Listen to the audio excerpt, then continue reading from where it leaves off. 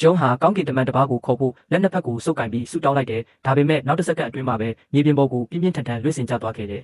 သူရှိမှပေါ်လာသူကတော့ကောင်းကင်တမန်မင်းကြီးဂက်ဘရီယယ်ဖြစ်နေတဲ့ဂက်ဘရီယယ်ဟာကောင်းကင်ဘုံကိုတစ္ဆာဖောက်ထားပြီးစာတန်ရဲ့သားကိုလူလောကထဲဆင်းလာနိုင်အောင်ကူညီပေးနေခဲ့တာဖြစ်တယ်အသက်ရှူတန်တစ်ချက်ထဲနဲ့ပင်ဂျုံးကိုမီတာများစွာအဝေးထိလွှင့်စင်သွားစေခဲ့တယ်ထို့နောက်အန်ဂျယ်စီကိုရှောက်သွားပြီးယေရှုခရစ်ကိုတစ်ချိန်ကတတ်ခဲ့မှုတဲ့ဓာတ်မြောင်ကိုထုတ်ယူလိုက်တယ်အကြောင်းကတော့ငရေသားကလေးဟာအန်ဂျလာရဲ့ခန္ဓာကိုယ်အတွင်းနိုးထလာနေခဲ့လို့ပဲဘာမှမတတ်နိုင်တော့တဲ့ဂျုံကဖျားသခင်ကိုဆူတောင်းခဲ့ပေမဲ့တုံ့ပြန်မှုမရခဲ့ဘူးအရာအလုံးအဆုံးသတ်တော့မဲ့အချိန်မှာဂျွန်ဟာသူ့လက်ကောက်ဝတ်ကိုကိုယ်တိုင်ဓာတ်နဲ့လှိဖြတ်လိုက်တဲ့သွေးတွေတဖြည်းဖြည်းစီးကျလာပြီးတေခါနီးစဲအချိန်မှာအချိန်အလုံးရပ်တန့်သွားတယ်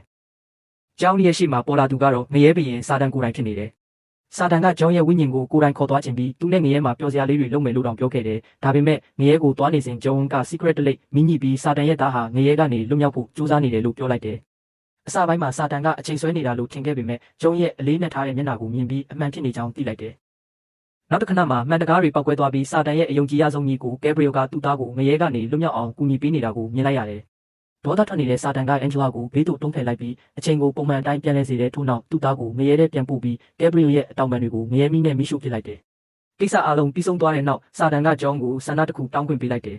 ။ဂျွန်ရဲ့တခုတည်းသောဆန္ဒကအန်ဂျလာရဲ့အမကိုငရဲကနေလွတ်မြောက်ခွင့်ပေးဖို့ပဲဖြစ်တယ်။စာတန်ကခေါင်းမောလိုက်ပြီးသူမရဲ့ဝိညာဉ်ကိုကောင်းကင်ဘုံစီတက်ခွင့်ပြုလိုက်တယ်။ထို့နောက်စာတန်ကဂျွန်ရဲ့လက်ကိုဆွဲကင်ပြီးငရဲကိုကိုယ်တိုင်ပြန်ခေါ်သွားဖို့ပြင်လိုက်တယ်။စာတန်ဘလောက်ပဲစူးစမ်းဂျွန်ရဲ့ခန္ဓာကိုယ်ကိုမရွှေ့နိုင်တော့ဘူး။ရွှေရောင်ဖျားသခင်၏အလင်းတန်းတစ်ခုကတဖြည်းဖြည်းဆင်းသက်လာတယ်။အဲ့ဒီအချိန်မှာမှစာတန်ကဂျွန်ရဲ့လှည့်စားမှုကိုခံလိုက်ရပြီဆိုတာသိလိုက်ရတဲ့ဂျွန်ဟာကို